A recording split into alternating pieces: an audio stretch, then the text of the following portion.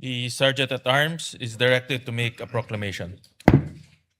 All persons are commanded to keep silent under pain of penalty while the impeachment court is in session for the trial of Vice President Sara Zimmerman Duterte. The impeachment trial of Vice President Sara Zimmerman Duterte is hereby called to order. Please bow our heads and pray. Heavenly Father, we come to you seeking the gift of your grace as we gather in this august chamber to fulfill our duties as senator judges. Grant us the gifts of humility, discernment, and wisdom. Keep our sights set firmly on the truth. Guide our hearts towards the pursuit of justice and the preservation of the rule of law. Bigyan mo kami ng tamang pag-unawa. Gawin mong gabay at inspirasyon ang iyong salita sa lahat ng aming gagawin. Tulungan mo kaming maalala na ang batayan ng aming tungkulin sa hukumang ito ay ang saligang batas at ang tiwala ng bayang Pilipino. We humbly lift the work of our hands in submission to your will for the defense of all that is good and the service of our nation. This we pray in your holy name. Amen. Amen. The clerk of court will now call the roll. Roll call of members. Senator Judge Aquino. Senator Judge Cayetano Ala. Senator Judge Cayetano Pia. Senator Judge De La Rosa. Senator Judge Ejercito. Senator Judge Estrada. Senator Judge Go. Senator Judge Ontiveros. Senator Judge Lacson. Senator Judge Lapid. Senator Judge Legarda. Senator Judge Marcoleta. Senator Judge Marcos. Senator Judge Padilla. Senator Judge Pangilinan. Senator Judge Soto III. Senator Judge Tulfo Erwin. Senator Judge Tulfo Rafi. Senator Judge Villanueva. Senator Judge Villar Camil. Senator Judge Villar Mark. Senator Judge Zubiri. The presiding officer, Senator Judge Escudero. Senate President Gatchalian. With 19 senators present, the chair declares the presence of a quorum.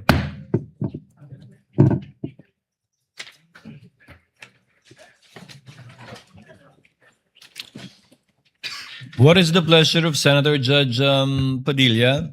Yes, sir.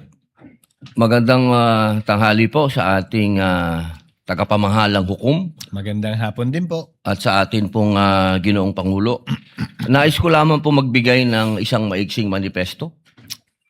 The gentleman has 2 minutes. Maraming salamat po. A'udhu billahi minasyaitanir rajim. Bismillahirrahmanirrahim. Mga mahal kong kasama, nais ko lamang pong idulog sa inyo ang aking nararamdaman, ang isang damdaming masasabi ko pong nagtatanong sapagkat ang mga nangyayari po sa ating hukuman sa mga oras na ito, hindi ko po alam kung ito ba ay eksakto lang na nangyayari o ito po ba ay sinasadya. Katulad po ng pagkakakulong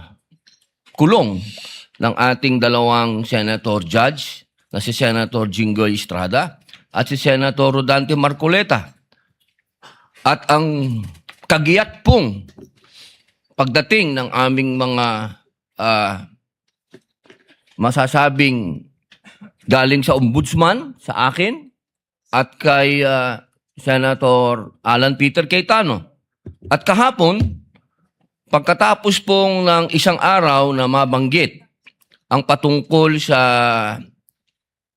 pagpunta ng ating mahal na NBI Director sa Bangkok, at ito po ay kinwestiyon ni Senator Alan Peter Cayetano, kahapon po ay biglang lumabas ang isang pahayag na iniimbestigahan daw po yung patungkol sa pangyayari noong Southeast Asian Games.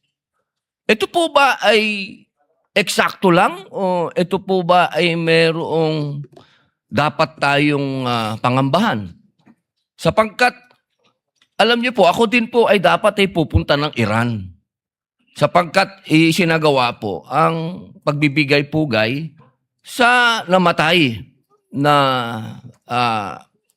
kanilang leader, spiritual leader. Pero hindi po ako tumuloy dahil may impeachment po tayo. Tanong ko lamang po sa ating mga kasama, dapat po ba tayong mangamba? Dapat po ba kaming manggamba? At tayo po ay parang eksakto naman lahat ito? Hindi ba po tayo ay malayang korte? Tayo po ay may karapatan na binibigay ng konstitusyon na magsagawa po ng pagdinig na ito. Yun lamang po. Maraming salamat po, Ginoong tagapamahalang hukom. The manifestation of Senator Judge Padilla is noted. What is the pleasure of Senator Judge Mr. Cayetano? Presiding Alan? Officer, Rule 6 of the impeachment proceedings is that the rules of the Senate is suppletory, and if there is anything that affects the honor, integrity, or the functions of us individually or as a Senate here as an impeachment court, someone can rise on a question of personal or collective privilege. I won't do that, but may I just respond to what Senator Padilla said, since my name was mentioned and since the investigation announced by the NBI yesterday seems to be pertaining to this person as chairman of the 2019 organizing committee of the Southeast Asian Games. May I, maybe in the form muna of manifestation, unless the presiding officer or Senate President thinks that I should elaborate on by asking for time on a personal collective privilege, but I don't want to start that Senator precedent. Judge Cayetano may make his manifestation. For the record, sir. So, first and foremost, sa sinabi po ni Senator Padilla, I won't ask na ipa-play na yung video, but quite exhaustive yung sinabi ni NBI Director about the Southeast Asian Games. So, if the intention was to have a chilling effect, we already have that chilling effect. May 11, hinabol dito sa session hall na to ng mga ahente ng NBI si Senator Bato. May 13, nagkaroon ng enkwentro, putukan, pinipilit ng NBI na hindi sa loob ng Senado, but we have all the evidence that it was inside the Senate. Other incidents, I do not want to evoke a reaction or debate because I want to respect my fellow senators. Much of this has been vented in the media, is in court.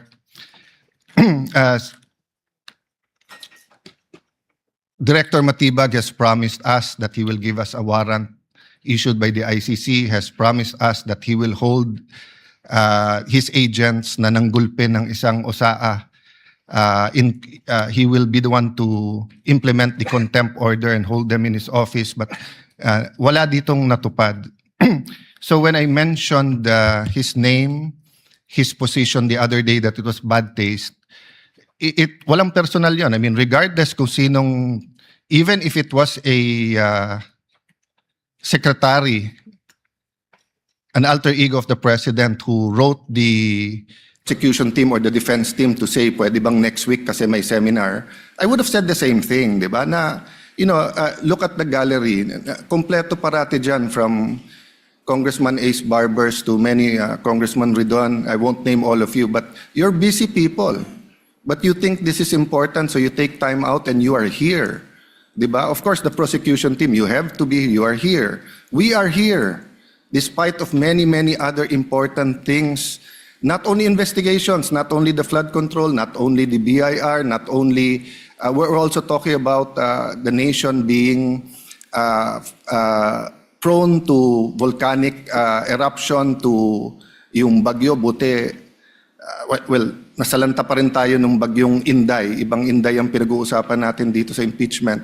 But still, we are here. So it was in good faith that I said, as an example, mukha namang masama kapag kayong isang bureau head.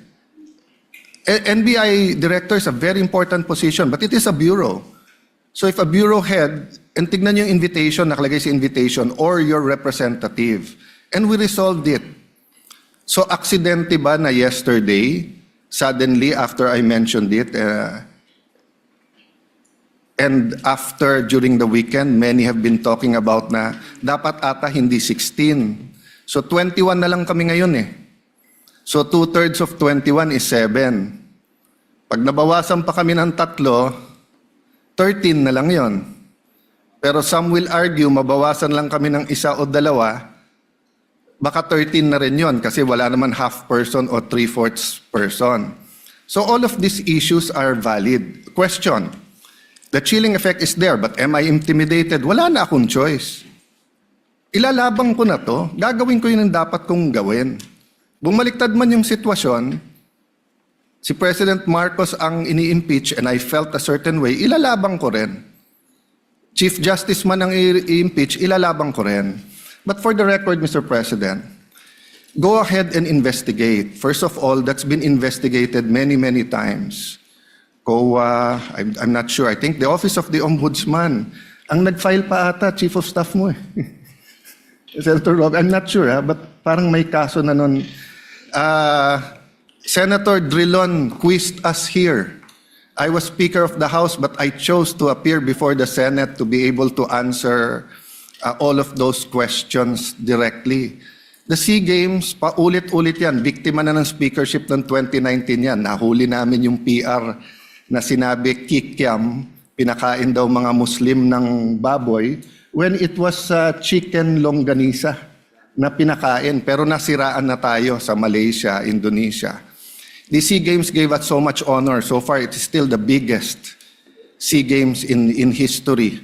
Many of our athletes launched their career, even going to gold medals in the Olympics. Our athletic and our yung aquatic natin center in Clark is one of the best in the world. Ang nagsabi nito yung Israeli coach ng isang foreign team doon. But go ahead if you want to investigate. But I just want to put on record, mukhang misfire. Bakit? Yung sinasabi niyang infrastructure na walang bidding, first of all, the procurement law has many modes of procurement. So don't make it appear sa public na just because walang bidding, may anomalya na to. Okay. Secondly, bakit ko sinabing misfire? Hindi po sa I'm referring to Director ng NBI Matibag. I had nothing to do with the infrastructure. The chairman of the committee. In fact, I had to resign from the DFA because I was running for congressman during that time. So dun sa sinasabi ni Director Matibag na may congressional insertion to fund it, it's definitely not me because how could a non-member of the Senate or non-member of the House insert anything? Okay. Dun sa sinasabi niyang infrastructure, it was done by the BCDA. The chairman of the BCDA is one of the closest advisors of the president now. The president of the BCDA is one of the closest advisors and is a secretary now. And he said, medyo kaduda tong kumpanya na nanalo walang bidding. If I'm not mistaken, it's the same company who's making the City Hall of Pasig. So, I mean, if they want to investigate, go ahead. But by mentioning the organizing committee of the SEA Games, ako po chairman nun. At paninindigan ko po na napakaganda nung nangyari doon. At kung may anomalya, ako unang magagalit. So, go ahead. But my point, Mr. Chairman, honorable members of the court, sa prosecution, to be fair sa prosecution at marami akong kaibigan, I've never felt any intimidation from any of you. I mean, you've continued to be either friends or for those who are former friends but friends. I mean, I don't know if nagkamali lang ako but on the first day, I nodded ng konti kay Senator De Lima. Gumanon din siya, hindi ko alam kung na-acknowledge because we were friends once upon a time and this is a court. We owe it to each other to be professional, di ba? So wag tayong pumayag na someone like Director Matibag would do that. My point, Mr. President, Mr. Presiding Officer, he could have not announced it and investigated. Imbestigahan mo, tingin mo may mali, imbestigahan mo, But it is unfair to me and unfair to the court that kung kailan siya patatawag siya sa Monday, intimidate mo ako, hindi kita tatanungin sa Monday dahil mag-a-announce ka na iimbestigahan mo. Tapos sasabihin mo may insertion, tapos sasabihin mo hindi liquidated. Liquidated po lahat yun. So, let me talk of unfairness. Hindi ba unfair? Kung ako, babalik rin ko, sasabihin ko, inimbestigahan ko na rin kahapon Ang sabi sa akin, mainit ang ulo ni Director Matibag kasi may contractor na daw yung binigay na lupa para sa NBI at gusto niya sarili niyang contractor. Or would that be fair to him? No. It would be a marites accusation. So that's the same thing he announced yesterday. A marites accusation towards me that affects this court because I am now a senator judge. So I hope this is the last time that I'm going to have to speak about this. But definitely, we've been speaking about this, binabawasan talaga kami. Iniisa-isa. Even yung mga vlogger na malapit sa administrasyon, sabi, 2 down, 3 down, may kasunod na. Di ba? So, Mr. President, I want this impeachment to be a test that the 1987 Constitution works and that despite political differences, the prosecution and defense, I saw them after the first or second day, nagkakamayang kayo, nagkakamustahan. After the first or second day nung mainit na baliktaktakan dyan sa pre-trial, nagbabatian, di ba? Even in court. So we can't help but be emotional. We can't help but get mad at what we think is disgusting or sometimes crossing the line. But is there any question that for this verdict, whether it's for conviction or acquittal, to be accepted by the Filipino people, we have to make sure that the integrity of the court is intact. I will admit to you, nahirapan po ako. Wala si Senator Marcoleta. Iilan lang po kaming abogado dito. Si Senator Pangilinan, Senator Cheese, si Aimee is a law graduate, di ba? Pia. Senator Pia, Bam is a second-year law student and I'm encouraging him na tapusin niya. Total review na yung nangyayari ngayon. But it's not easy. 24 lang kami, nabawasan na ng 3. So I hope this issue of the integrity of the court becomes an issue for all of us. No, I'll repeat what I said when I was Senate President. Director, hindi mo kami natibag. So wag mo try itibagin tong representation na to o itong impeachment court because what you're doing is not helping. You investigate whatever you want to investigate. You want to investigate ba't ako nagpatubo ng balbas? Investigate mo, no problem with me. Pero wag mo nang i-announce kasi nga naaapektuhan yung integrity ng court. Thank you for the leeway, Presiding Officer. Thank you, Senator Judge Alan Cayetano. Yes, what is the pleasure of Senator Judge Pia Cayetano? Mr. President, Presiding Officer, I assume most of my colleagues, like me, were busy studying the lengthy memorandum filed by each of the parties. For the record, 30-plus pages, more or less double space yung sa prosecution. Kaya by the time I got to the defense, para na ako maduduling kasi mahaba na nga yung 30 pages na double space. Napunta pa ako sa single space. Okay lang yun, kasama sa trabaho yun. Pero that's how lengthy the documents were. And I slept at 2 a.m. Hindi kasama to sa explanation ko. Di ako nagyayabang or anything. It's our job. And I'm a night person, so normal sa akin yun. And then in the morning, tuloy ulit. Sent my staff questions, asked for more details, and then we worked together throughout the morning until it was time to come here. So I don't know anything about this statement of Director Matibag. But it bothers me to hear this. I now remember that I saw a message pop up in my phone which hindi ko nga pinansin kasi nga ito yung important issue ko na pag-aralan ko tong memorandum ng mga parties na inabala nga naman nilang very lengthily and exhaustively nila dinidiscuss in a written document. But I recall now na may nag-pop up na message from a coach telling me na gustong pa-imbestigahan yung SEA Games. And di ko talaga pinansin. And now Alan brings it up and I am bothered. There is no jurisdiction in the world that allows a judge to be pressured and intimidated. And I ask each one of you, my dear colleagues, payag ba tayo sa ganito? Ganito na ba tayo dito ngayon?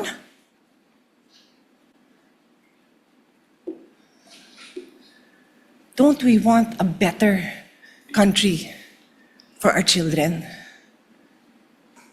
Why would you allow a director who was just called to be a witness next week brag that he's going to investigate? And again, I don't know. So I respectfully request that it be played. Because I want to understand. If I don't have reason to be upset, then thank you, I can focus. I can go back to the business on hand. But right now, I am upset to hear this. And I will stand up for each one of you. I don't care what side you're on. I will stand up for you if somebody tries to intimidate you. So with all due respect, Mr. Presiding Officer, I ask that we play it. I want to see what this witness is doing.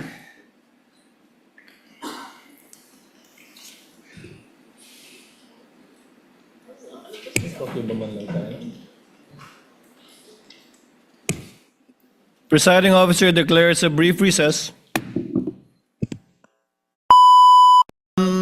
Chair grants the motion of Senator Pia in order for us to be able to move on with the matter on hand for today, which is the oral arguments of the parties. Chair therefore instructs the tech to kindly play the 1-minute video for Senator Judge Pangilinan is recognized. Thank you, Mr. Presiding Officer. We share, we support the position taken by the presiding officer, but we'd like to place on record that the good NBI director will be here on Monday. So my initial view is that we should be able to do this on Monday, but I will yield to the ruling of the chair, Mr. President. We thank the understanding and magnanimity of Senator Judge Pangilinan. The tech is instructed to play the more or less 1-minute video alluded to and requested by Senator Judge Pia Cayetano. Yan, meron kaming mga kaso na pumasok na bago na dapat namin tingnan. Kung maalala nyo, pumunta kami ng Clark because we were given 70 hectares for the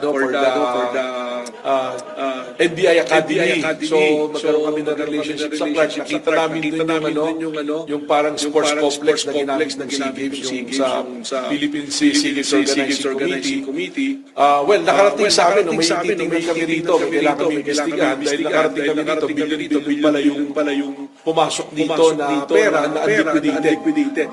At merong private company dito na na-involved na binayaran ng 10 billion at ang pagbabayad insertion sa GAA na hindi binayad. So ito, imbestigahan namin. Malaking kaso rin ito.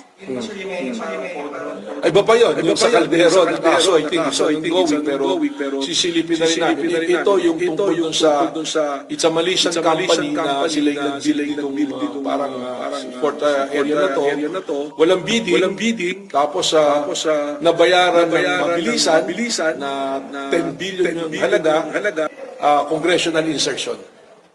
So, sisilipin namin to. Katunayan, meron kaming mga kaso na pumasok na bago na dapat namin tingnan. Kung maalala nyo, pumunta kami I think that's it. because we were given I think that's it. 70 hectares for the NBI Academy. So, magkaroon kami na rin. Senator Judge Pia Cayetano is recognized. Rest assured, Mr. Presiding Officer and dear colleagues and parties, I will not belabor this point. I will not stay long. But clearly, from the statements of Director Matibag, malaki daw kaso to. Naimbestigahan na niya? Alam niya ng malaking kaso? Paano niya nalaman? So sa akin lang, Mr. Presiding Officer, simple lang eh. What was the intention here? To distract the minority floor leader, who is one of only two lawyers right now, because our other lawyer was already carted off somewhere. So dalawa lang kami. So you wanna distract him. So ako na lang ang tatayo dito. Hindi na siya makakapag-aral. Yung ba intention? Because it is clearly the intention. The fact that he has to stand up, the fact that I have to stand up, the fact that Senator Robin has to stand up, he is distracting us from our job. As Senator Alan said, he could do it quietly. Go ahead. Anong purpose niya? Nagyayabang siya? What's the purpose? Is he trying to intimidate us not to ask him tough questions when he is our resource person next week? I do not know. But those statements, those actions are not acceptable, possibly contemptible. So I ask the presiding officer and you, my dear colleagues, let's think about this clearly. I will stop now. As Senator Pangilinan said, we can take this up on Monday. Salamat na pinagbigyan niyo ako na mapanood natin at pag-isipan natin. Na gano'n na lang, pag may pinatawag tayo sa witness stand, abangan natin na magpe-press kung ano-ano pagsasabi tungkol sa atin. I didn't have enough time to research. But clearly, I know that there's jurisprudence that does not allow a judge to be intimidated. And if hindi pa nanakot yun, then I don't know what is. Kung hindi pa ninindak yun, then I don't know what is. Hindi tayo sensitive. Sanay tayo dito. Pero alam din natin kung pinapatamaan tayo, di ba? Alam natin yun. Hindi tayo tanga. O so paano? Sabihin ko ngayon sa kanya, manda ka sa akin ngayon pagdating mo. Ganun ba? Gaganti na lang ako. Hindi ako ganun. Kilala niyo ako. For how many years ako tumayo dito? Hindi ako nanggaganti. Hindi ako mababaw. Pero I'm asking you, dear colleagues, wag tayong papayag. The Filipino people deserve better. We deserve better. Thank you.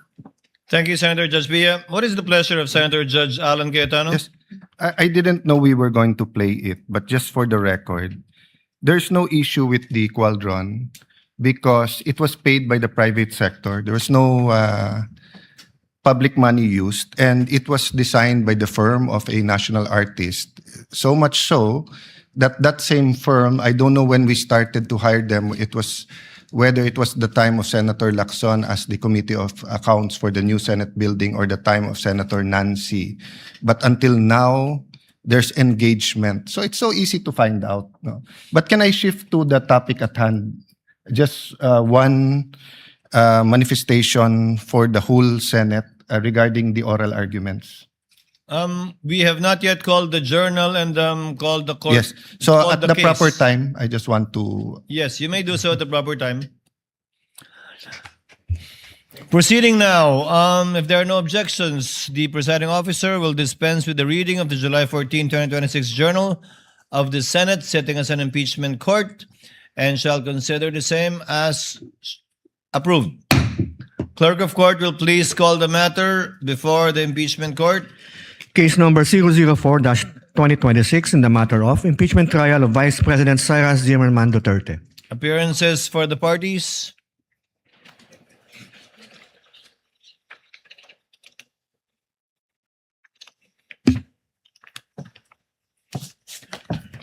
Good afternoon, Your Honors. Same appearance for the prosecution. We are ready, Your Honor. Appearances for the respondent. Good afternoon, Your Honors. I'm Michael Poa. Same appearances for the defense and for the respondent accused, Your Honor. Before recognizing the counsel for the prosecution for their 15 minutes for their presentation and oral argument in relation to their motions for the issuance of subpoena for banks, AMLC, and the BIR, Chair would like to recognize Senator Judge Alan Cayetano for his manifestation earlier. Alan? The Senator Judge intimated earlier that he had a manifestation before we proceeded. Yes, this is really to be fair to the prosecution and of course to the defense and to each one of us. So yesterday I asked whether or not mag-oral arguments today, and then I'd like to thank the Senate President and of course the presiding officer and all our colleagues, no, Senator Soto, although magkatabi kami, hindi kami magkatabi, but I saw him agreeing that we should have a caucus and discuss this. Hinimay ko lang very preliminarily, ha. If we're going to look at issues, for example, relevancy lang, you have about the banks, you have AMLA, AMLC, you have BIR. Then for each one of them, so for example, for the banks and AMLC, you have peso accounts and dollar accounts. Then for each one of them, you have the account of Vice President Sara, but also of the spouse, and then possibly of the companies, same sa BIR. So, although I do believe that we have exclusive jurisdiction, sometimes the Supreme Court have defined certain parameters that we either have crossed or not. So if we're going to vote, one vote, whether or not to allow these subpoenas, it would be unfair to everyone. For example, me, I cannot vote unless I see na walang problema sa lahat. Then no problem, let's vote. Pwede. Pero kung sabihin kong walang problema sa banks at AMLA, may problema sa BIR. Walang problema sa BIR pero sa spouse meron. So we're going to have a caucus, and I'm sure we're going to have a good discussion on that. But just two things. Number one, can we give, of course, we'll follow the time today, but if any of the two, the prosecution or for example, in the rebuttal, after the rebuttal ng defense, makikita na ng prosecution saan talaga nag-object yung defense, hindi lang sa lahat. If we can give them a little bit more time, kasi nga, mahabang discussion to. Having said that, I'm more than okay if we have to have an extra day next week, whether to discuss among ourselves or I'm not preempting our caucus. I'm just saying, Mr. President, that I commit to you. I will not delay. I will not overtalk on these issues. And I don't think controversial each and every one of this yung request for subpoena dito, but there may be one or two, and I don't think it would be good for us to lump it in one issue if there are different legal issues. The law, there are similarities in the law, but there's a different law governing AMLA, there's a different law for the bank secrecy, there's a different law for BIR. So, thank you, Mr. Chair notes the observation of Senator Judge Alan Cayetano. However, subject, of course, to any agreements that will be arrived at in caucus, we are constrained by the motions filed by the parties. There are only two pending motions that this court should act upon. Number one, a motion for the issuance of a subpoena with respect to bank and AMLC records on the one hand, and number two, a motion for the issuance of subpoena for BIR records. Understandably, there are sub-issues underneath each, but we cannot put to a vote each and every sub-issue under each motion. So we will most likely, and the chair would suggest, put it to a vote by the motions that have been filed by the parties, whether or not to grant it or to deny the motion filed by the prosecutors rather in this case. Again, subject, of course, any agreements we might arrive at in caucus, Senator Judge Allen, and the chair will submit to that. Now, as earlier agreed in yesterday's proceedings, the prosecution will be given 15 minutes for their chief arguments. Likewise, the respondent will be given 15 minutes. And then thereafter, the prosecutor will be given 10 minutes by way of rebuttal, and the respondent will be given 10 minutes by way of rebuttal. May I ask who among the prosecutors or counsel for prosecutors will argue the motion for the issuance of the subpoenas for the banks, AMLC, and BIR?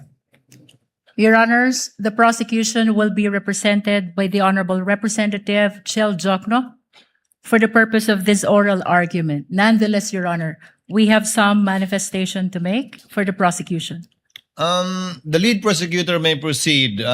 This is pertaining to the matter on hand. This pertains, Your Honor, to the remaining witnesses for Article 4 threat.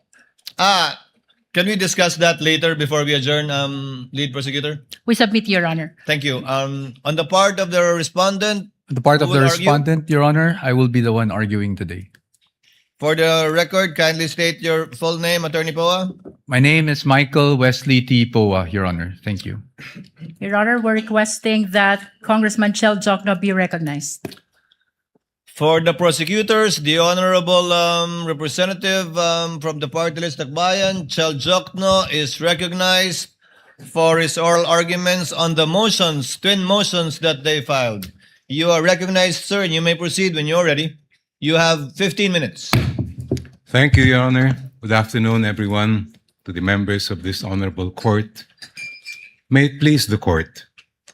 Simple lang po ang isyong kinakaharap natin ngayong hapon na ito. Pero napakabigat. Bubuksan ba natin ang pinto ng katotohanan o haharangin ito?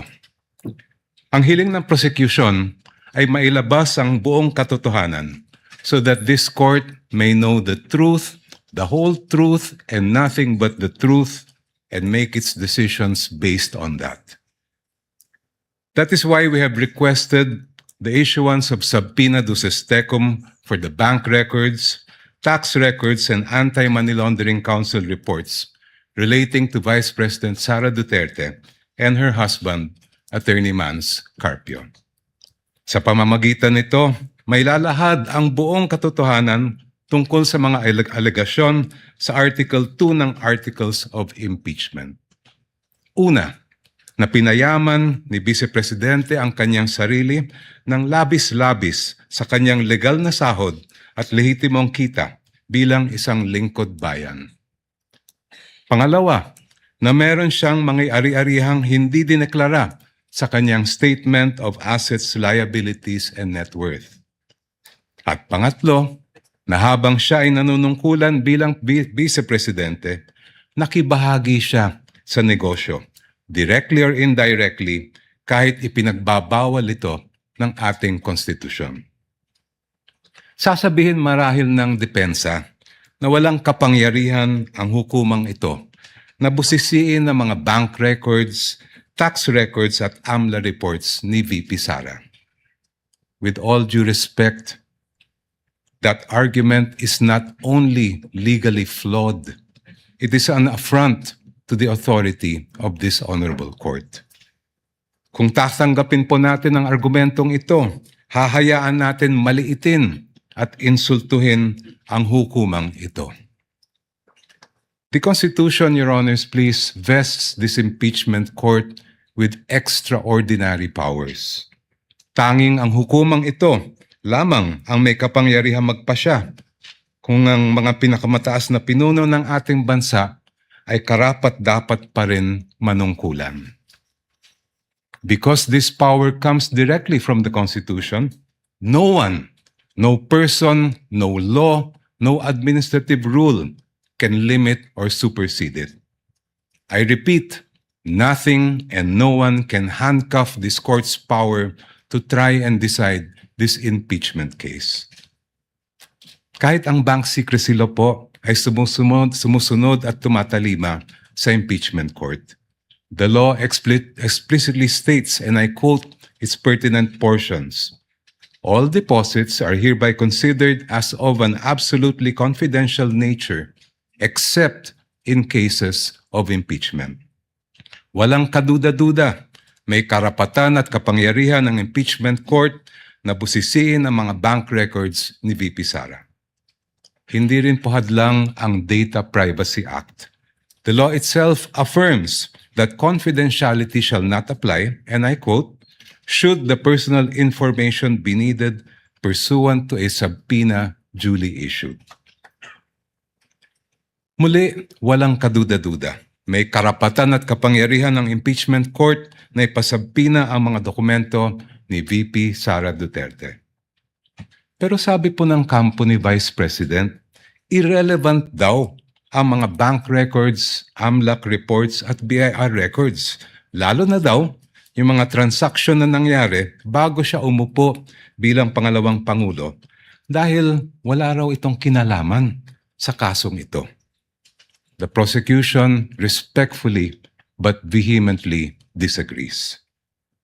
Ayon sa report ng Anti-Money Laundering Council na isinumite sa Committee on Justice ng House of Representatives, the financial activity of Vice President Sara C. Duterte increased significantly starting 2007 when transaction values surged to 208.15 million pesos. According to this report, which is marked as Exhibit P-2-7-8, I quote, "Financial movements intensified between 2009 and 2013 with consistently high totals exceeding 400 million pesos, including notable peaks in 2009, 704.93 million pesos, 2010, 648.58 million pesos, and 2011, 597.15 million pesos. Si VP Sara po ay nanungkulan bilang Vice Mayor ng Davao City mula 2007 hanggang 2010. Naglingkod naman siya bilang Mayor ng Davao City mula 2010 hanggang 2013. From 2007 to 2013, ayon sa records ng AMLAC, lumampas sa 3 billion pesos ang kanyang financial activity. May kinalaman ba ito?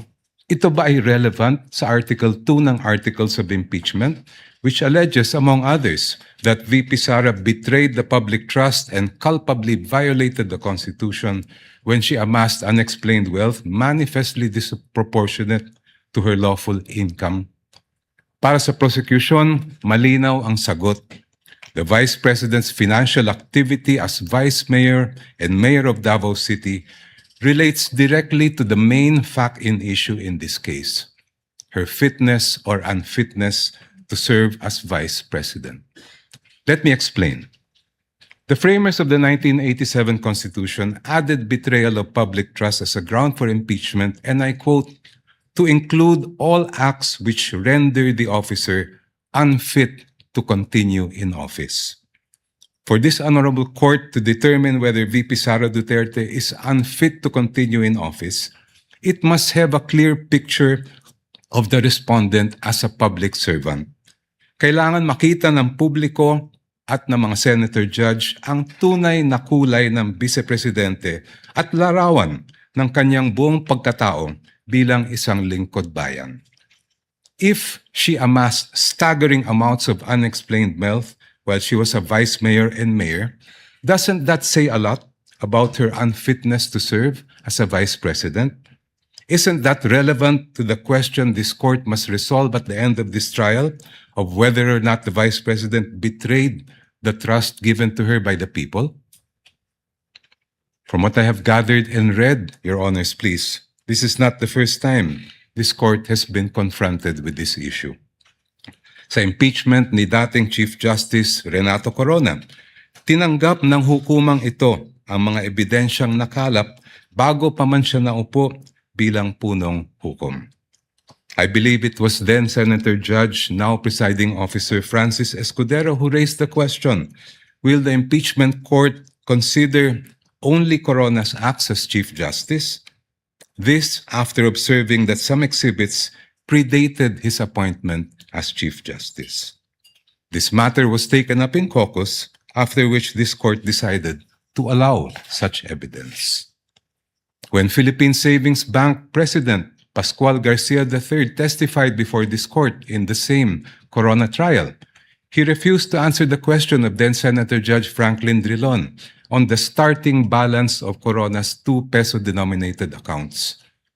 But, if I'm not mistaken, it was Senator Judge Alan Peter Cayetano who said that records of initial deposits are among the quote-unquote opening documents that should have been brought to the impeachment court.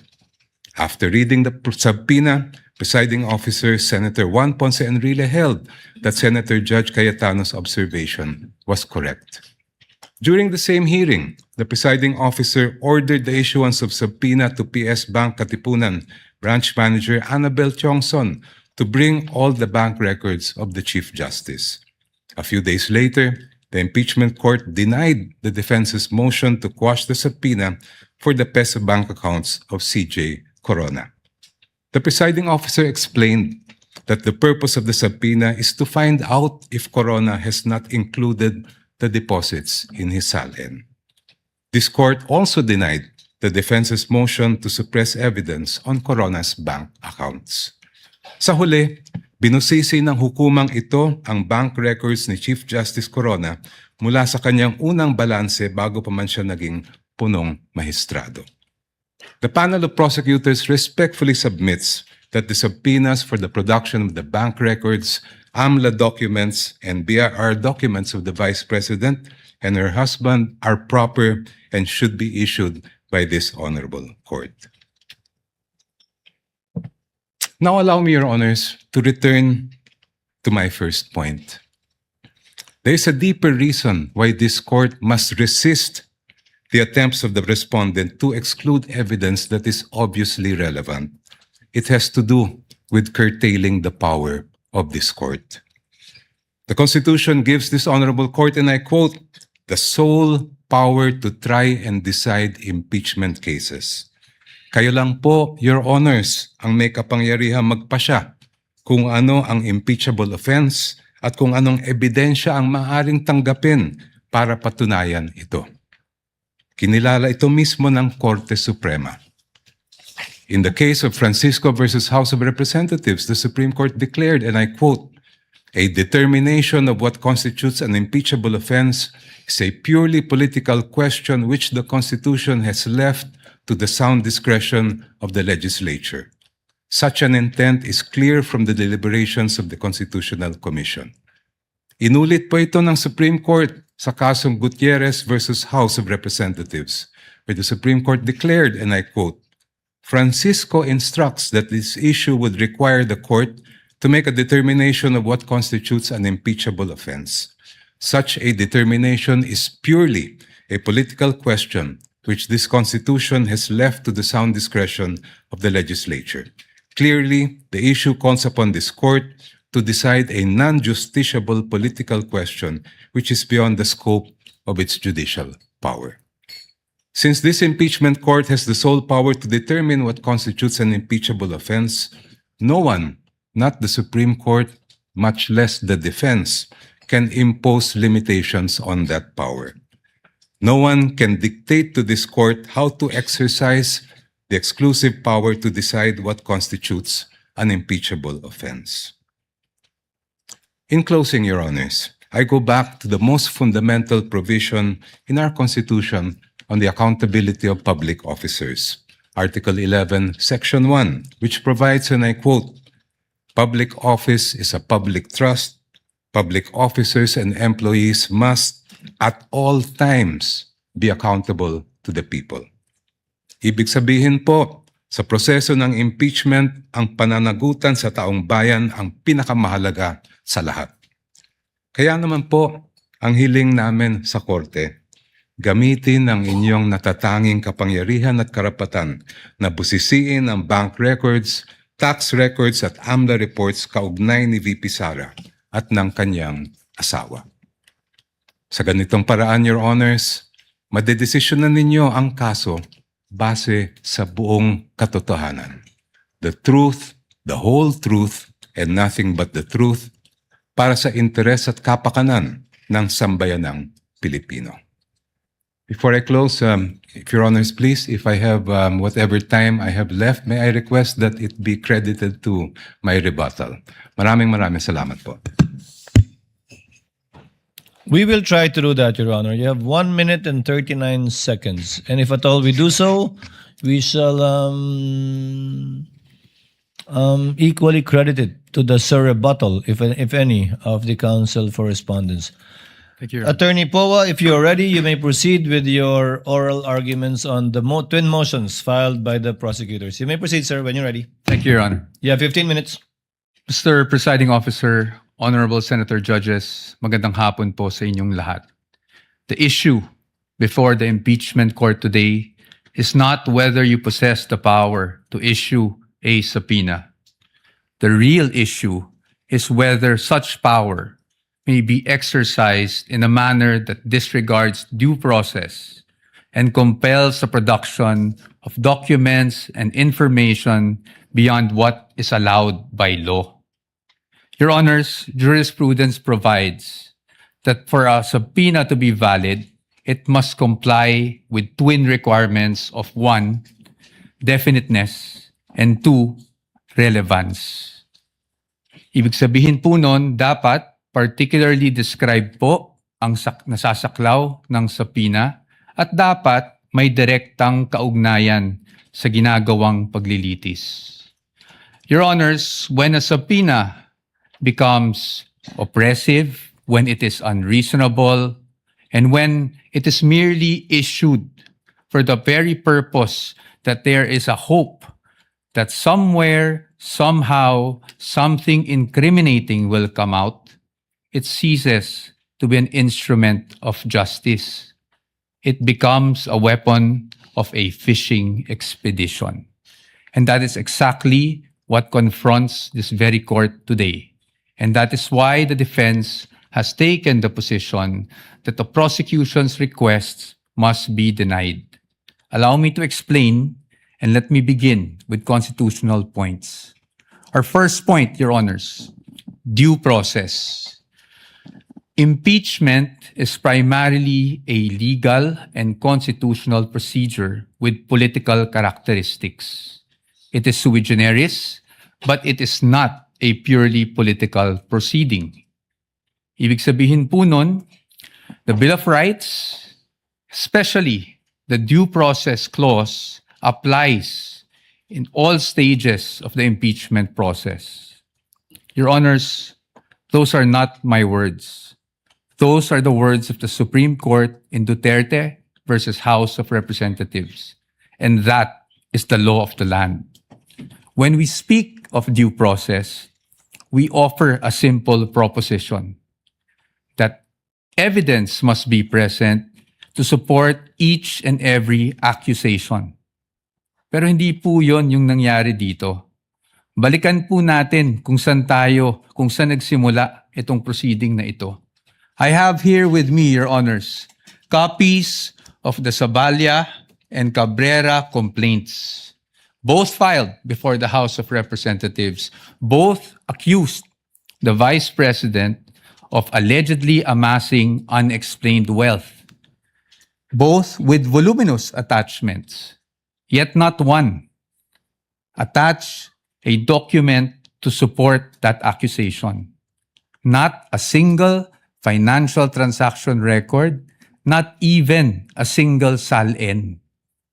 In fact, it was only after these complaints were filed, and more significantly, only after the respondent had filed her answer before the Committee on Justice, that committee started searching for evidence to somehow support these accusations through, again, the issuance of subpoenas. Your Honors, we objected then, and we are still objecting now, because with all due respect, the position of the defense is that is the very definition of a fishing expedition. Your Honors, in our legal system, it is not permitted to accuse now and then just look for proof later on. That is not how due process works. Hindi po dapat natin pinapayagan yan. Moving on to my second point, Your Honors, let's talk about relevance. It is our position that the requests of the prosecution are in fact fatally overbroad. Bakit po fatally overbroad? An impeachable offense is an act or omission committed while the public official is occupying an impeachable office, not before being elected or appointed to such position. Again, Your Honors, those are not my words. Those are the words of the Supreme Court in Duterte versus the House of Representatives. That is controlling, and that is the law of the land. Yet here, Your Honor, today, the prosecution is requesting for documents spanning almost 2 decades, almost 20 years, dating as far back as 2007. Your Honors, it is a fact na noong 2007, ang respondent ay vice mayor pa lamang. Definitely not an impeachable office, Your Honors. How is that relevant? It is the position of the defense that it is not. In fact, what that is an unlimited search throughout a person's financial history. That should not be allowed. Your Honors, if a subpoena is not narrowly tailored, it is oppressive. For these reasons alone, we are of the position that the request should already be dismissed.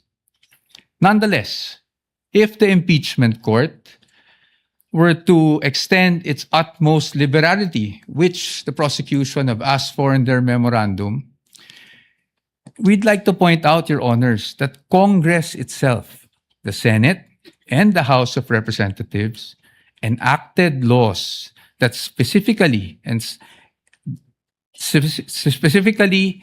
prohibit the disclosure of these information that the prosecution is asking for now.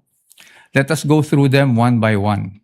Let's start with RA 9160 as amended by RA 11521, which is the Anti-Money Laundering Act.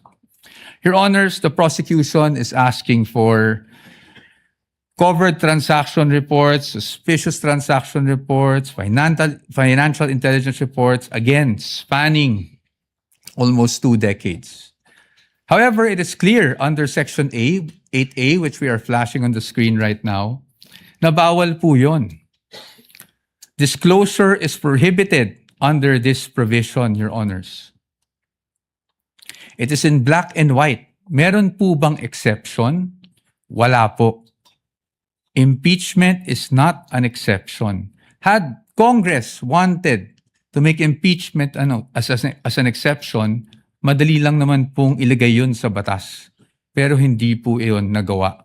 Now, in fact, I also have here copies of the Financial Intelligence Report and another report from the AMLAC, the Information Management Analysis Group, which were already marked as exhibits, Your Honor. And it's in the records of the court. No?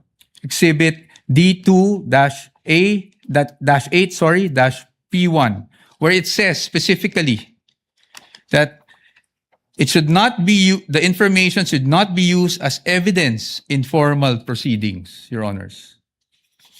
Clearly, Your Honors, to compel AMLAC officials to disclose such information would be to compel them to violate the law.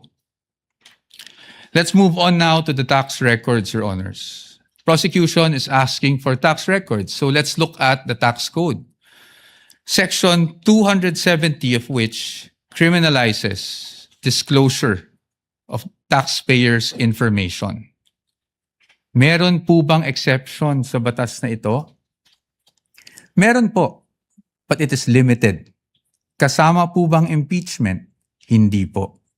That is very clear. Again, Congress wanted to put an exception for impeachment. They could have easily done so, but they did not. Now, Your Honors, let's go to Bank Secrecy Law, RA 1405. The state policy has always been to favor the secrecy of bank deposits, Your Honors. Dito, while we recognize that impeachment is in fact an exception, Your Honors, we submit that this exception is not automatic. Meaning, hindi porket may exception for impeachment, pwede na kaagad natin buksan ang lahat ng bank records na hinihingi ng prosecution. Why? Because, Your Honor, this exception does not dispense with constitutional safeguards. It does not abolish the right to due process. So dapat po, meron pa rin tayong basihan. If you look at the articles of impeachment, wala naman po doon na nagsasabing yung sinasabing unexplained wealth coming from, even if it was an illegal activity, ay pinasok sa isang specific account. In fact, Your Honors, this exception does not automatically mean that we should permit a fishing expedition. Yun nga pong mga bank account numbers na nakaspecify sa request for the issuance of a subpoena, ang aming posisyon po dyan, yan po ay nakalap doon sa illegal disclosure, with all due respect, na ginawa ng AMLAC before the Committee on Justice.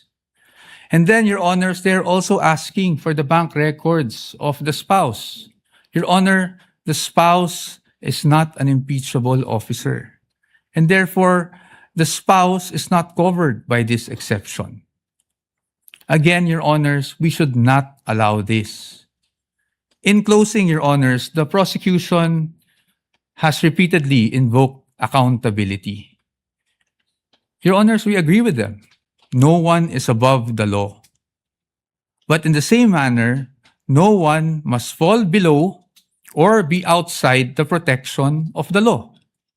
Impeachment is indeed a powerful constitutional tool. But Your Honors, impeachment is not a magic word or a magic wand that one can just wave to transform an illegal act into a legal act, to transform unlawful access to lawful access.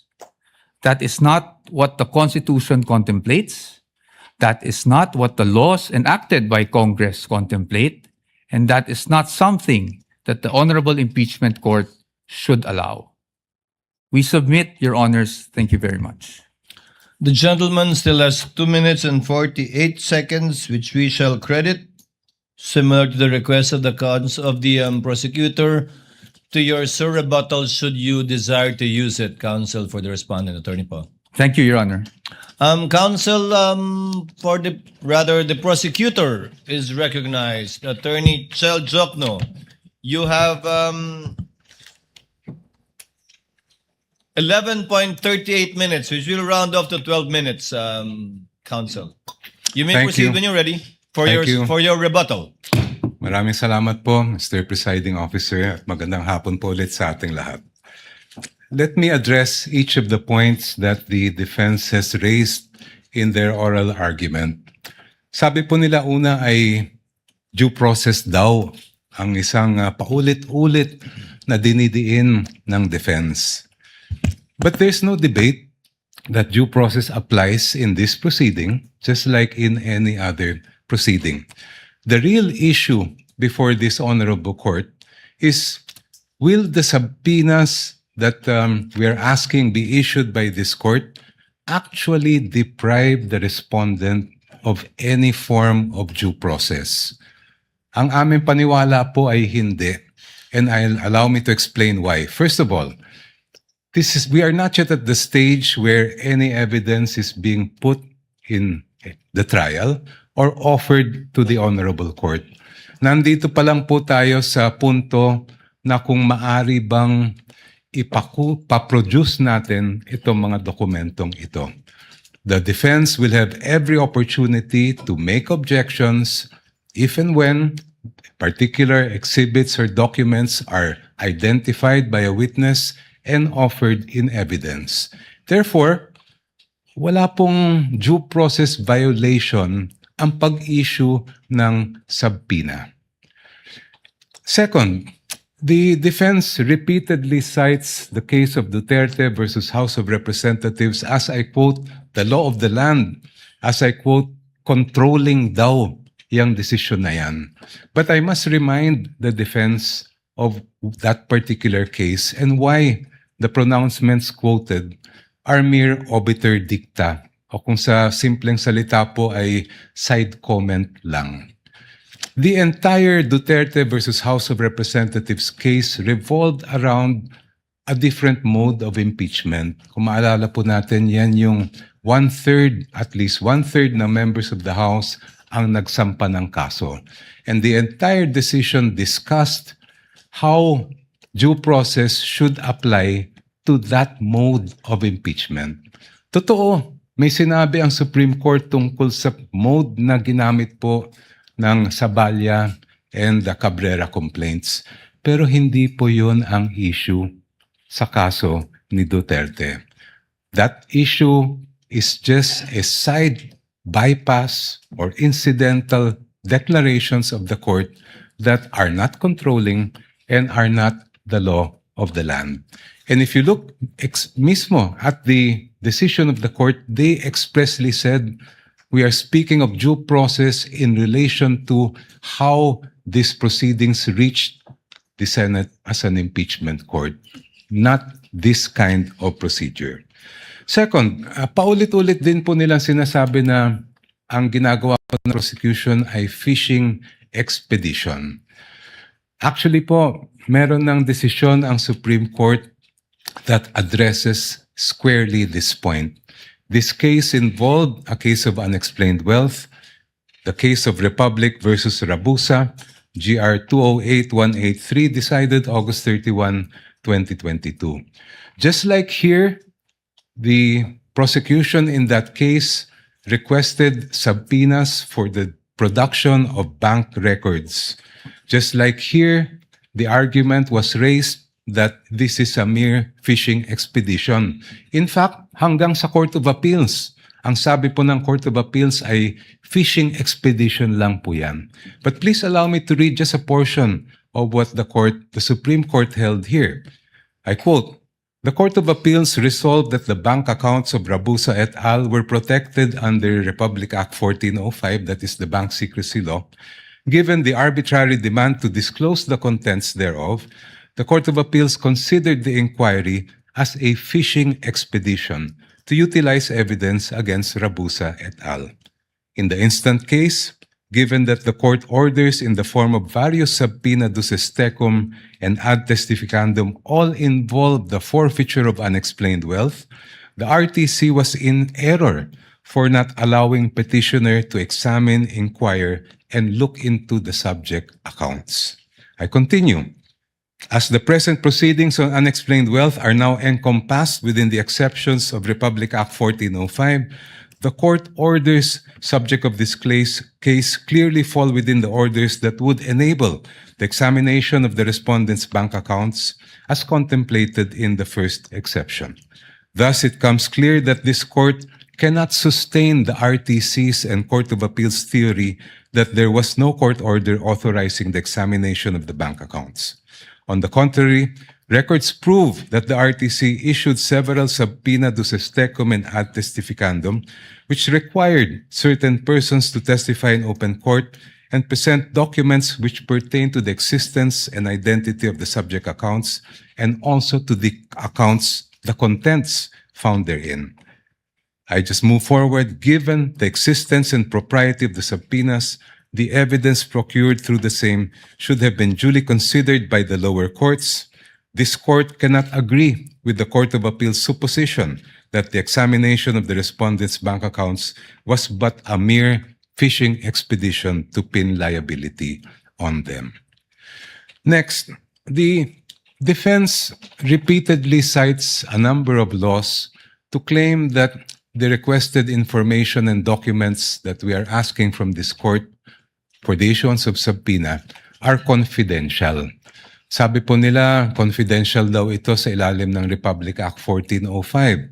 Sabi po nila, confidential daw ito sa ilalim ng Anti-Money Laundering Act, pati ang National Internal Revenue Code, pati ang Data Privacy Act ay confidential din. Pero kung titingnan po natin, klaro po at malinaw po sa amin ang batas at ang utos ng saligang batas sa impeachment court na ito. You have the sole exclusive power to determine an impeachable offense, and that includes the power to find out, ferret the entire truth, and make your decision on that basis. I will not dwell on the exception to Republic Act 1405. That's very clear. there's an exception for impeachment. Pero paano naman po yung sinasabi nilang Section 8A ng Anti-Money Laundering Law? If you read that law, particularly that provision, it clearly refers to prohibiting leaks by members of the Anti-Money Laundering Council. It never was intended to short-circuit the impeachment process or limit the powers of this honorable court to find out the truth. Ganon din po ang nakalagay sa ating National Internal Revenue Code. Sabi po ng defense, there's nothing that allows these documents to be made public. I cite Section 71, NIRC. After the assessment shall have been made, I'll just move forward.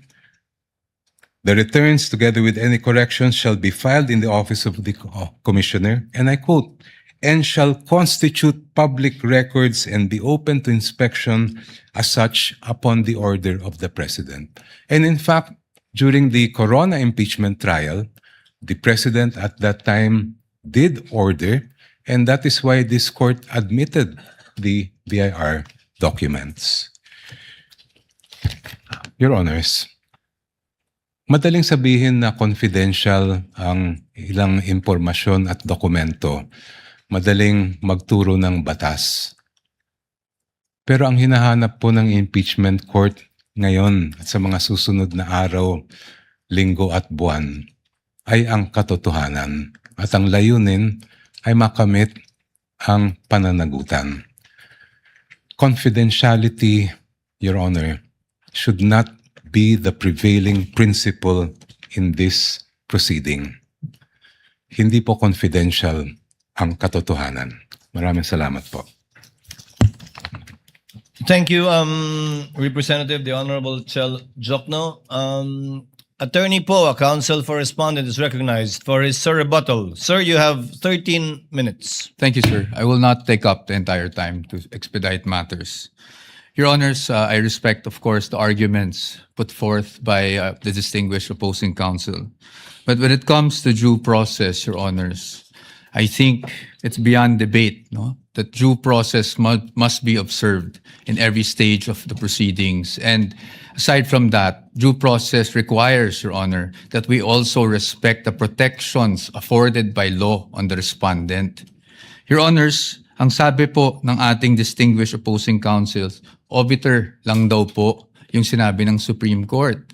But Your Honors, nung sinabi ng Supreme Court sa Duterte versus House of Representatives na ang impeachable offense is an act or omission that is committed by a public officer while occupying an impeachable office, hindi naman po siguro pwede doon lang sa yung one-third mode gamitin yung ganong definition, pero pagdating po sa ibang mode ay hindi na po applicable yung ganong definition.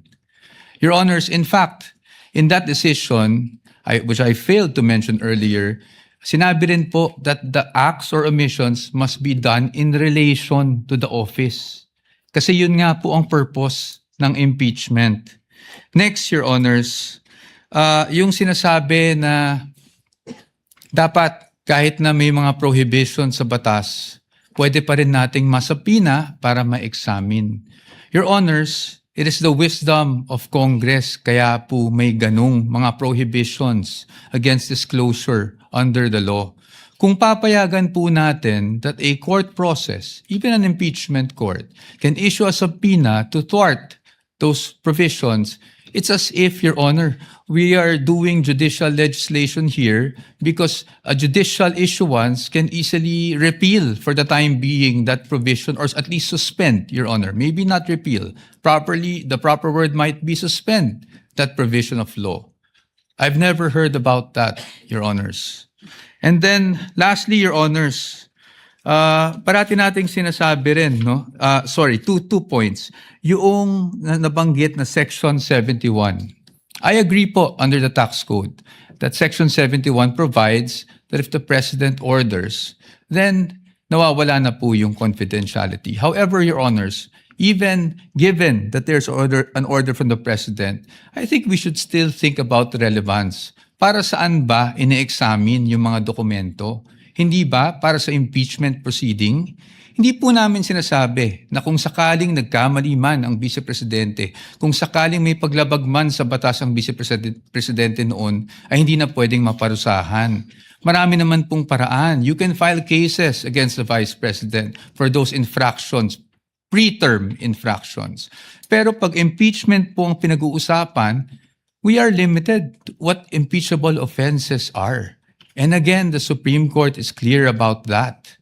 Your Honors, there's also a repeated citation of the Corona case. But we would just like to point out that the Corona case was tried, decided upon way before Duterte versus HOR. And Your Honors, since it was decided before Duterte versus HOR, the Supreme Court was fully cognizant of what happened in the Corona trial. And yet, Your Honors, they imposed these guidelines. In fact, the line itself in the Duterte versus HOR is we clarify, I quote, we clarify the constitutional requirements of impeachment. At kasama doon yung nabanggit namin kanina on what constitutes an impeachable offense. And that is very clear. Marahil, sinasabi natin na yon ay isang obiter, pero Your Honors, paano po magiging obiter yon? Kung yun mismo ang itinakbo ng desisyon. The fact that the one-year bar was triggered was only the effect of not abiding by the due process clause of the Constitution. And lastly, again, Your Honors, we do not disagree with the prosecution in terms of accountability. Again, no one is above the law, but no one should also be deprived of the protection given by law, Your Honors. Thank you. Bago mag-recess ang mga senator judges para mag-usap sa caucus, nais kong sambitin sa record na binabati ko ang magkabilang panig, partikular si Congressman the Honorable Chel Jokno, gayon din si Attorney Poa, sa isang mahinahon, malumanay, maginoo at magalang na diskurso at debate kaugnay sa may tuturing nating kontrobersyal na isyong ito. At inaasahan ko, yan din ang magaganap sa caucus at sa aming pagbabalik matapos nito. Senator Judge Alan Cayetano is recognized. Thank you, Presiding Officer. Very eloquently said. Before we go to our favorite subject, recess, the prosecutor was going to say something about Monday witness. Can we hear that? Because if I don't want to preempt, but can we hear that? Because if they're not going to have witnesses on Monday, I have a proposal. I'm sure they will. They were, in fact, on the verge of announcing it. No, because, Mr. President, this is what I wanted to say. We do need the caucus, but after hearing both sides, I really have many questions, and I think we should really dapat mahimay.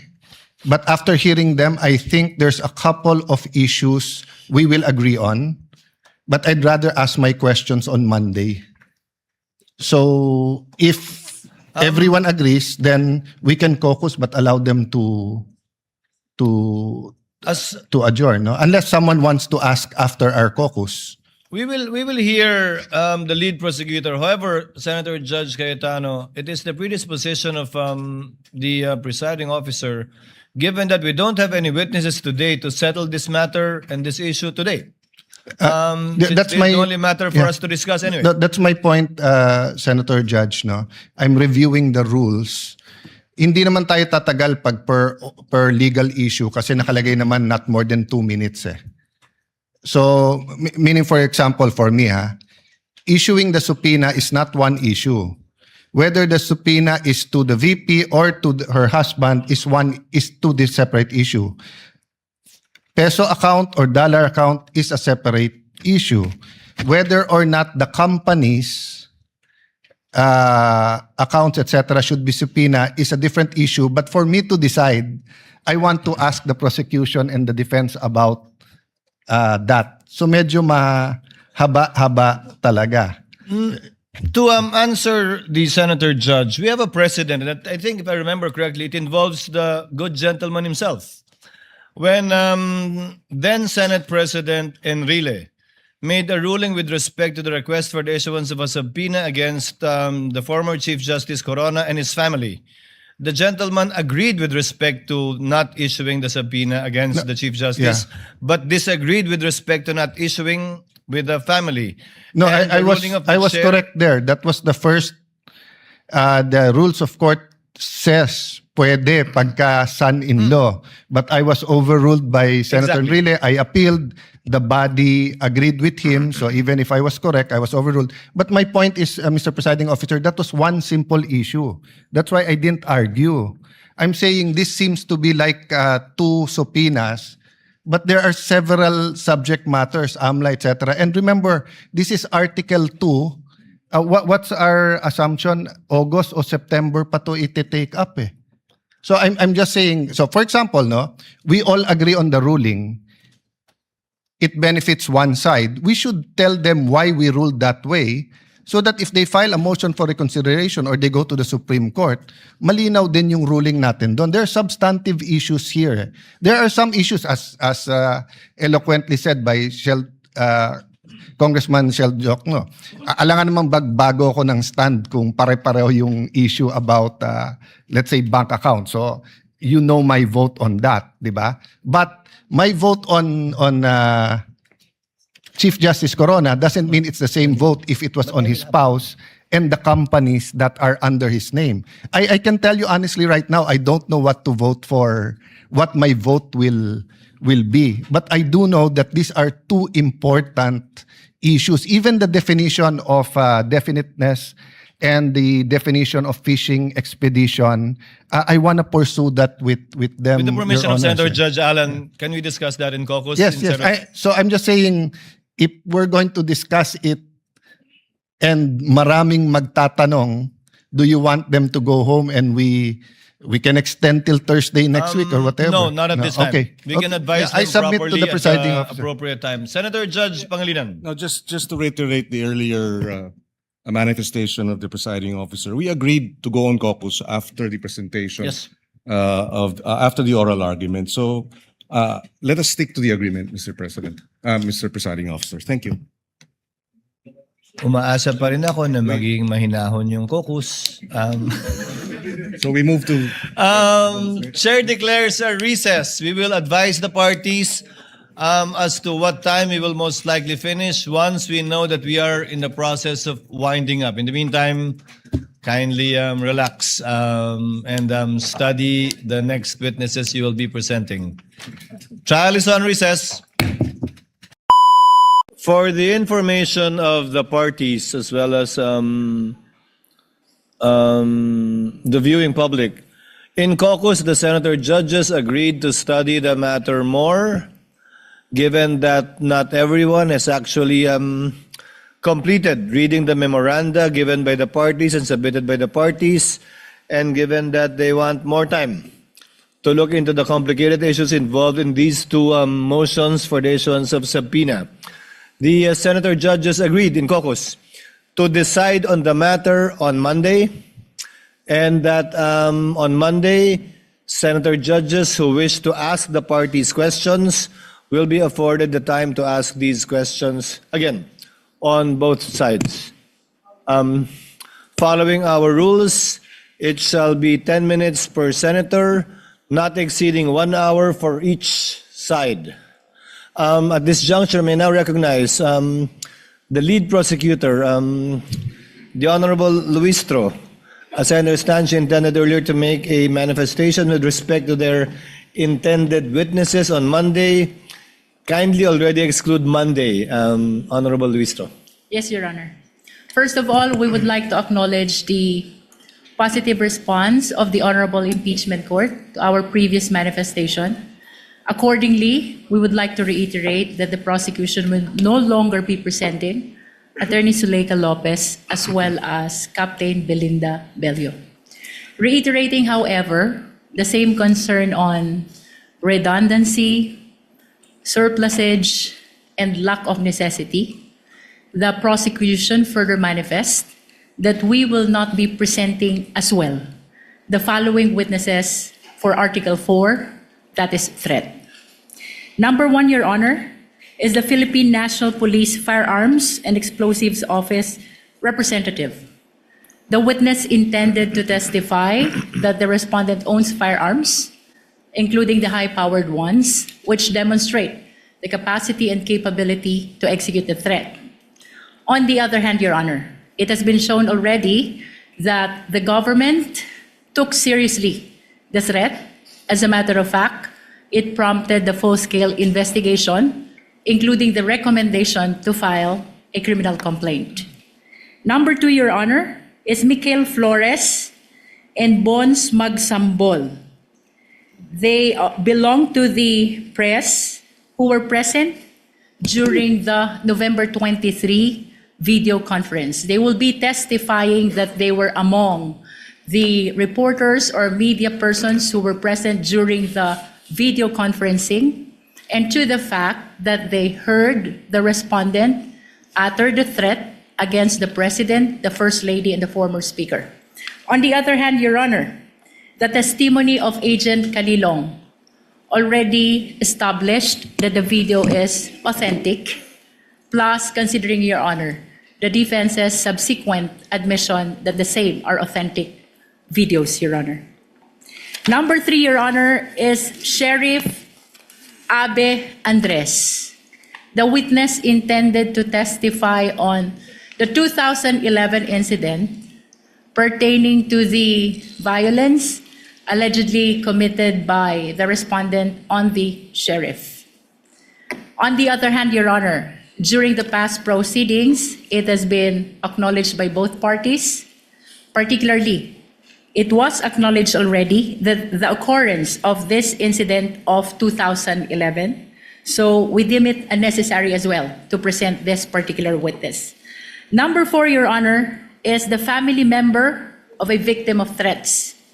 The witness intended to testify on the effect, the gravity, and the seriousness of the threat allegedly committed by the respondent. On the other hand, Your Honor, Attorney Lotto already testified that threat is a private crime and its prosecution does not depend on the complaint, participation, and even the subjective feeling of the victim, including his families. Finally, Your Honor, the psychiatrist, the witness intended to testify on the respondent's state of mind, the nature of the violence in the statement made, as well as the capacity and capability to actually execute the threat.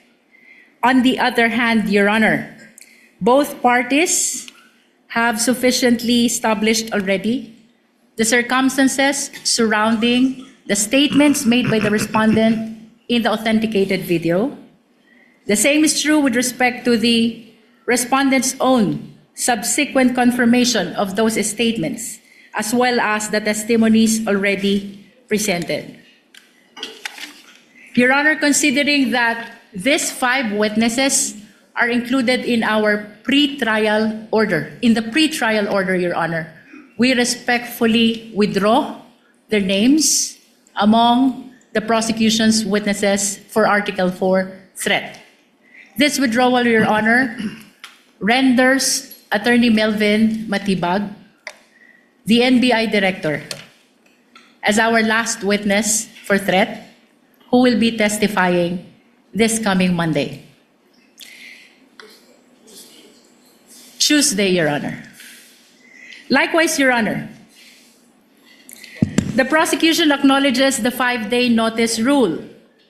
However, considering that the decision to forgo the testimony of Attorney Zuleika Lopez, as well as that of Captain Belinda Bello, came only after the conclusion of the testimony of Attorney Lotok, plus considering, Your Honor, the earlier manifestation, which will render Attorney Matibag the last witness for threat, we would like to beg the kind indulgence of the Honorable Impeachment Court to note our next witnesses.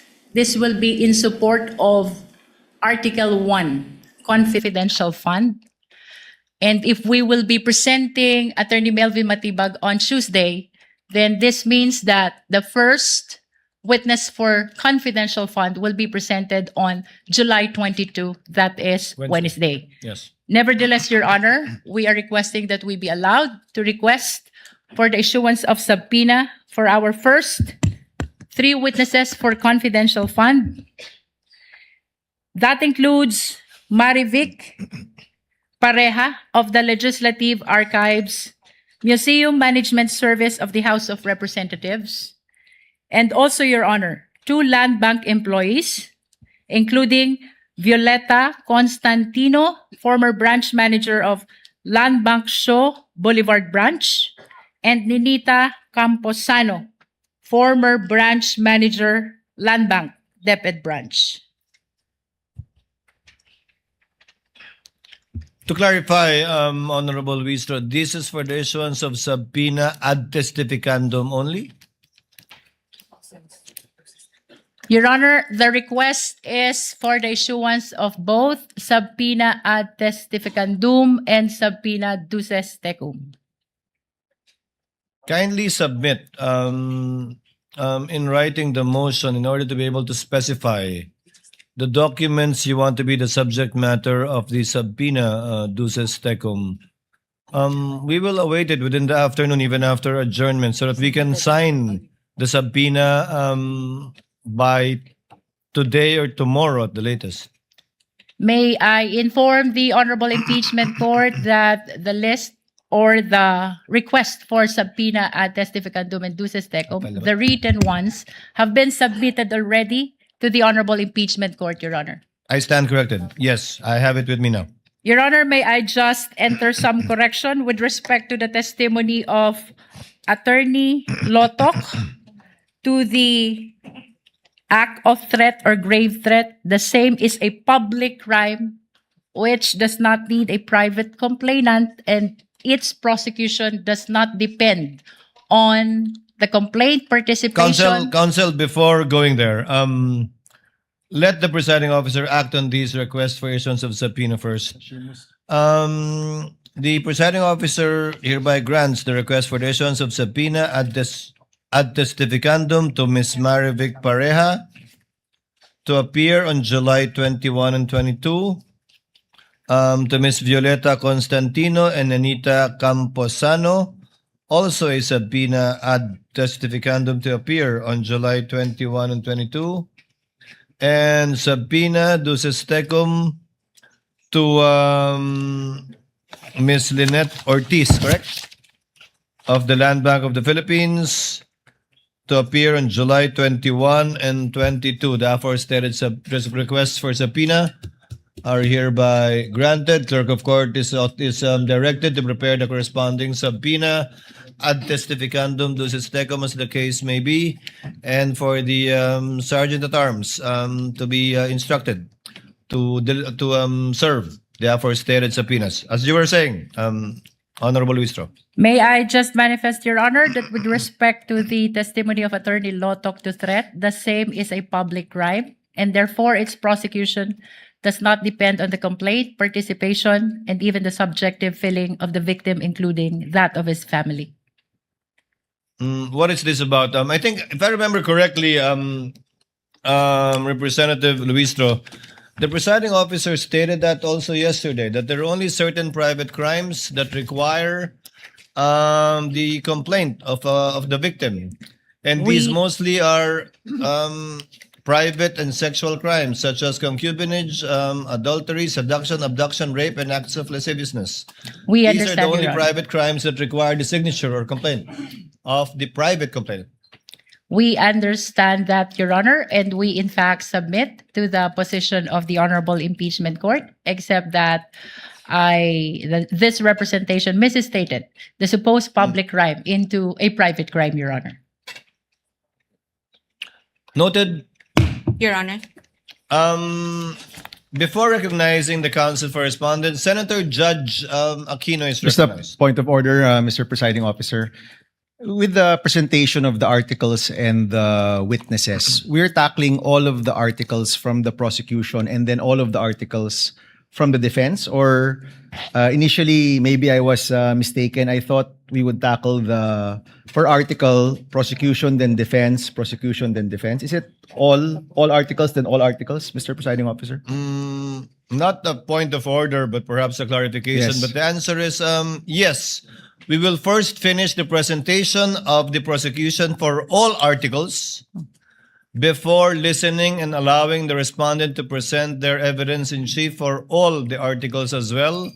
Thereafter, we shall decide by article. After the formal offer of evidence by both parties shall have been made and the final arguments shall have been made of record as well. All right. Salamat, Mr. Presiding Officer. Counsel for the respondent is recognized. What is your pleasure, ma'am? Good afternoon, Your Honors. Good afternoon, ma'am. I just have a few, before I express some statement with respect to the discourse that we just heard from the lead prosecutor, may I just clarify, because I don't know if I'm mistaken, but she did mention that they are now withdrawing 5 witnesses under Article 4, namely the Philippine National Police Firearms and Explosives Office Representative, Mr. Flores, Mr. Magsambol, the sheriff, and the psychiatrist. And one more, the relative of the family Okay. of a victim. That would make it 6. Then that's clarified, Your Honor, because I also heard the lead prosecutor say that Attorney Melvin Matibag will be their final witness for Article 4, and I had neglected to consider the family member listed as one of the reserve witnesses. Thank you for the clarification, Your Honor. But on another matter, this is not an objection, just a statement or a manifestation with the kind indulgence of this honorable Counsel court may proceed. and the senators, judges. Yesterday, at the conclusion of the hearing, we have heard a manifestation from the good lady, Attorney Kapunan, with some suggestion on how to speedily proceed with the rest of the presentation of the prosecution for Article 4. And I think towards the end of her speech, which was quite lengthy, was really just essentially informing this court about the fact that they will no longer present Attorney Lopez, whom they had requested subpoena for, as well as Ms. Belinda Bello. But my point is, I'm not objecting to the good counsel's manifestation or even the manner by which she delivered it yesterday or the lead prosecutor's manifestations today. Only that my concern is those manifestations are almost always accompanied with lengthy discourse containing conclusions of law and facts that in reality only this impeachment court can really determine. Now, why is this a concern for the defense? Because this affects the fairness and balance of this impeachment court and the way it would perceive whatever manifestations or expressions of sentiments or discourses that counsel for both parties will deliver before this court and before the public. Naririnig po tayo ng taong bayan at man ang sabihin ng ating mga kagalang-galang na mga miyembro, no, officers of or members of the bar who also are officers of the court, and we all know that we are before the impeachment court, and therefore we should try evidence and not advocate for the conclusions or the positions that we may have already made even before we went to this trial. And so I'm just expressing a concern on behalf of the defense and just for the guidance of both parties. If the only message that and this goes for both parties, if the only intent really is just to withdraw witnesses, then perhaps it would better serve the purpose of aiding the speedy disposition of this case if that fact alone will, be the only thing that will be mentioned without factual assertions or conclusions of facts or even interpretations of the law. I think that would be more fair for everyone and for the guidance of the public and this court. That's all, Your Honor. Thank you for your indulgence. May I comment, Your Honor? No need, counsel. Let the chair react to the statements made by lead counsel for the respondent. The presiding officer took it as the statements as akin to a tender offer of excluded evidence. Very similar to that. Although we are not yet at that stage, although evidence has not yet been excluded, the presiding officer took it as that. Therefore, what is your pleasure? I will give it to the counsel for respondent. Should you decide not to call witnesses in your witness list, do you want the same privilege of being able to make a tender, meaning an explanation of why you won't be calling these witnesses? If not, given the fact that it was given already to the counsel to the prosecutors, or we will simply remind both parties to cease from doing so henceforth. I give you the equal opportunity, counsel. Thank you, Your Honor. What is your pleasure? Let me just clarify, Your Honor. With respect to the presiding officer's statement on it, the chair taking the prosecution's manifestations, a tender of excluded evidence, we respectfully disagree, because if this is a tender of excluded evidence, as the presiding officer had said, there was, number one, there's no excluded evidence, because number two, they never offered it in the first place, and number three, they didn't, in fact, withdrew the presentation of these 5, 6, or 7 remaining witnesses that they listed in their pretrial brief. Number two, Your Honor, I'm not actually asking for any special treatment or privilege or even the same amount of time that were given to the lengthy manifestations and discourses by members of the prosecution. All I'm asking is if the parties may be guided and from making conclusions of law that in fact really just advocate the position, because I think we all agree that at no point during this trial that the prosecution and defense will probably say, I agree with you on this point of evidence or on this point of law. I think mahalaga nating maintindihan yun, because the prosecution clearly has taken side, defense taken side, and we are advocating for totally divergent views and opinions. All I'm asking, Your Honor, is that if the intent truly is to aid this court in speedy disposition of this case in a fair and balanced manner, just so also with the considering that we are being watched by the people, no? Yung ating mga mamamayan na sa tingin ko gusto rin nilang matuto mula dito sa paglilitis na ito, sapagkat sila interesado rin sa kung paano ba pinapagana ang batas sa bayang ito at kung paano pinatutupad yung mga karapatan, no, ng mga tao at kung paano binibigyan ng pantay na halaga yung prosecution at depensa.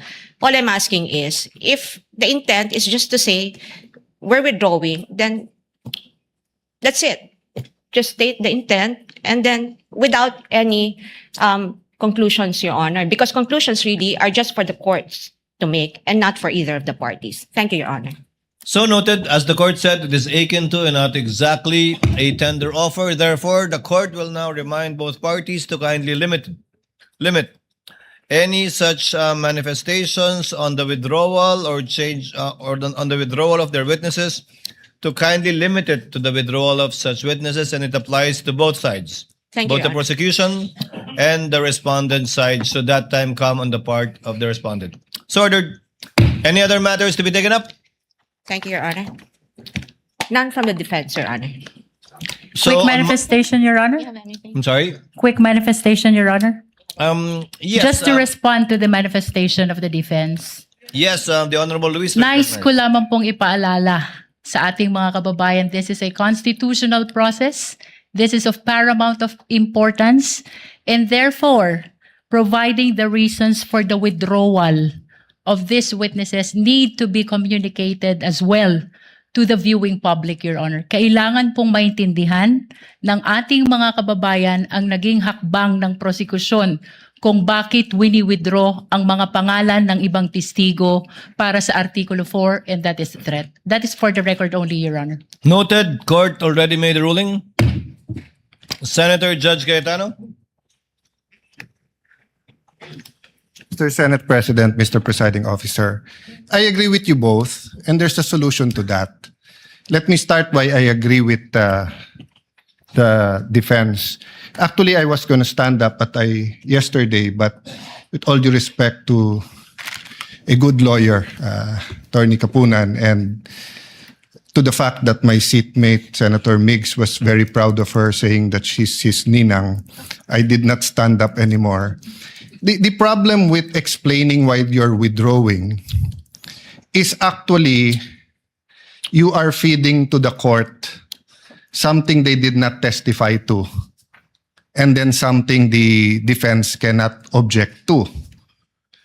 So, and if it is a proffer or a tender, it is clear to everyone, in-exclude yon. Kaya ko nga lang nilalagay. But tama naman si Presiding Officer, it's akin, it's not the same. But dun kasi sa tender, nag-ruling eh. So it's very clear to us it's unacceptable, di ba? So after the very eloquent manifestation of Attorney Kapunan yesterday, if I was a layman, I would think what you said, whether it was the agent John Mark, whether it was the second witness sa NBI, was true. Kasi parang may summation. The same thing with you, the very able lead prosecutor and chairperson of the House Committee on Justice, di ba? Having said that, I agree with you, this is an impeachment court. People have to know why. But I think we've been very lenient. No one except the spokesperson has spoken about the sub judice rule.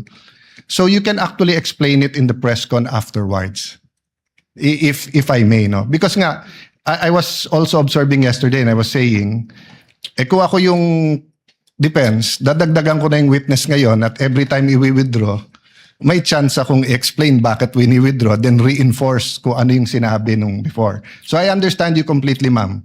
People have to understand why it's not a sign of weakness. In fact, in your it's a sign that you've achieved your position. But we can do that in the press cons and other forums. But if you do it kasi here, walang chance yung prosecution to rebut that. Or if they do, it's one rebutting the other rather than the witness standing. So if I may offer that solution, Mr. Presiding Officer. As ruled by the presiding officer, henceforth, that will no longer be allowed.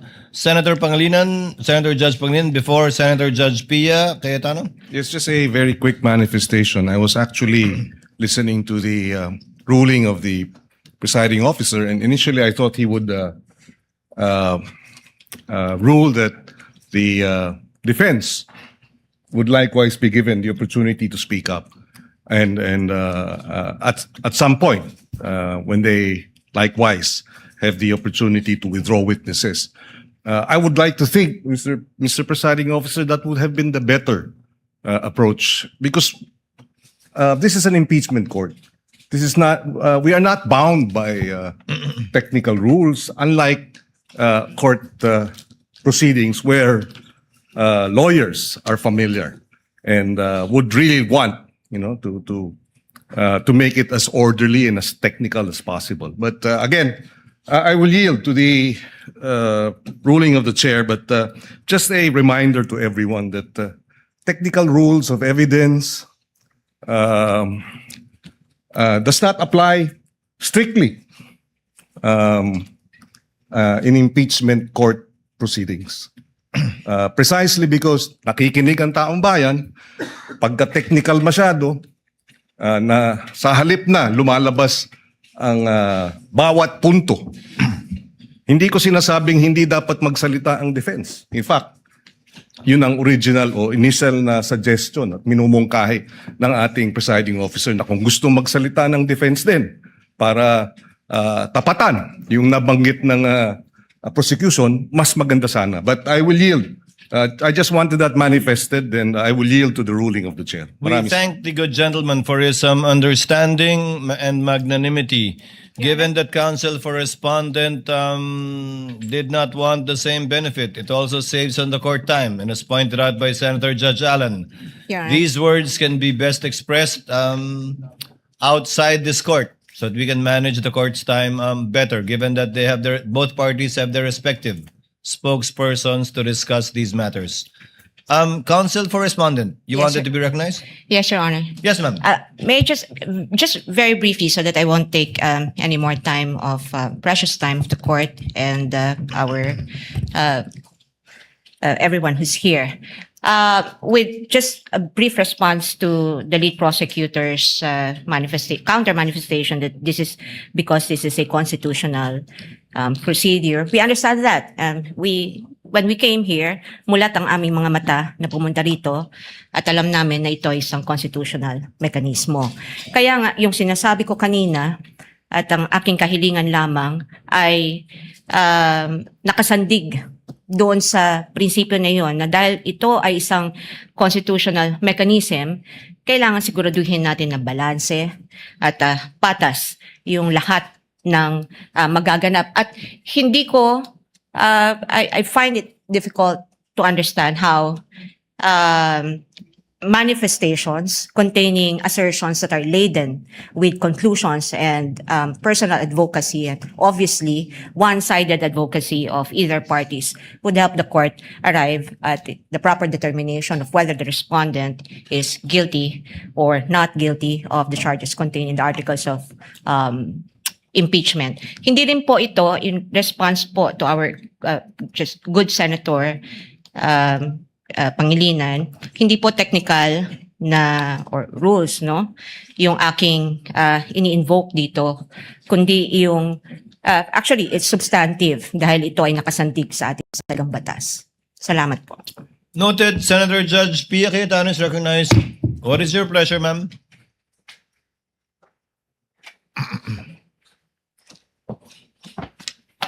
I would just like to support the ruling of the presiding officer, cautioning the both prosecution and defense. I too noticed the esteemed Attorney Lorna Copunan's lengthy explanation on the withdrawal of the witnesses. But because she is Lorna Copunan, nakikinig ako in the same way na even if I don't know some of your names, makikinig ako sa inyo. Rest assured. I think it's her first time to also stand up. So I was being very patient in listening to her.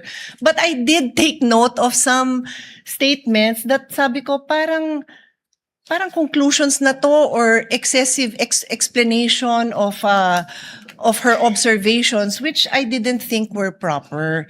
So okay na yon, tapos na yon, pero moving forward nga, Mr. Presiding Officer, I agree with you. And I just need to put this on record kasi nga sinasabing wag tayo masyadong technical. Pero to a certain extent, kailangan naman ho natin tingnan naman yung rules natin kasi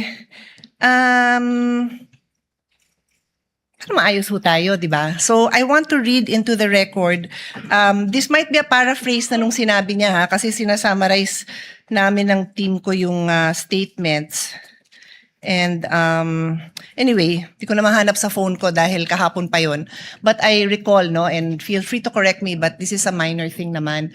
Parang dinescribe niya kung bakit hindi na daw papupuntahin si Attorney Lopez kasi naman daw napakita na daw ng defense yung video kung saan siya ay crying and complaining. So observations na po yun ni Attorney Capunan. Hindi po siya ang witness. Hindi po siya ang dapat nagsasabi sa judges na crying and complaining yung isang testigo. Trabaho po yun ng abogado na i-elicit yun dun sa witness na mapepresenta doon. So yun po yung reason kung bakit hindi ho pwede yun. We're not being technical, but neither of you, neither of the lawyers here are allowed to stand up and be the one to explain what you are experiencing. That is the job that is for the witness to do. Your job is to ask the witness questions. Yun. So to be clear, it's not being technical, but it's making sure that magawa niyo yung trabaho niyo na maayos at magtanong tayo ng maayos sa witnesses. Kung di na pala siya papupuntahin, di no need na to say kung ano yung na-observe. Kasi nga, hindi na ho sa inyo yon as lawyers. Yun lang naman po. Again, my utmost respect for Attorney Kapunan and to all of you. You're all doing a great job.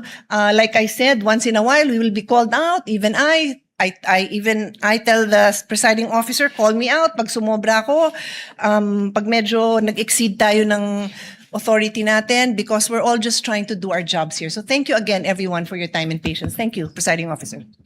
Chair, in humility, accepts the presiding officer's lapses in this regard, as twice pointed out by Senator Judge Pia Cayetano already. The chair will be more mindful in the future, but I also ask the parties to also be equally mindful in case the chair forgets or is not unable to point it out on the part of either party should this happen again. Any With other points? manifestation, Your Honor. Hindi tayo titigil niyan, Jervel, sinasabi ko sa'yo. Yes, I just want to one put last on record, Your manifestation Honor. from the Honorable Luistra without prejudice to another manifestation from Counsel for Respondent. Thank you. I just want to manifest, Your Honor, that the Honorable Impeachment Court has been very much fair in as far as this issue is concerned. As a matter of fact, the presiding officer even asked the lead defense counsel if she would like to avail of the same opportunity to explain the reason for the withdrawal in the event the defense would be withdrawing likewise their witnesses. Also, Your Honor, may I just add, and with all due respect to Honorable Senator Pia Cayetano, the intention of the prosecution is never to abuse the time of the impeachment court. It is never to influence the senator judges, neither is it to influence the viewing public. The explanation was a statement of the position of the prosecution, and of course it is anticipated that the same is adverse to the other party because it is apparent that we are in the prosecution side while the opposing counsel is on the defense side. But nonetheless, let me reiterate and put on record, Your Honor, the purpose is not to influence the senator judges, neither is it to influence the viewing public. It is only a statement of position of the prosecution for withdrawing the names of the prosecution's witnesses, Your Honor. Noted, and the ruling of the court stands on the matter. Just a Counsel for Respondent. brief counter manifestation, Your Honor. I thank the lead prosecutor for mentioning that the same courtesy was earlier offered to the defense with respect to providing lengthy discourses or manifestations before this court. But I think the point essentially that I'm trying to make is that we're not asking the court for any advantage. What we're merely asking is fairness. That's all, Your Honor. Thank you. Same answer, noted, and the court stands by its ruling. Any other matters to be taken up from the senator judges? There being none, no other business to be taken up. The trial is hereby adjourned until 2 p.m. of Monday, July 20, 2026. Thank you.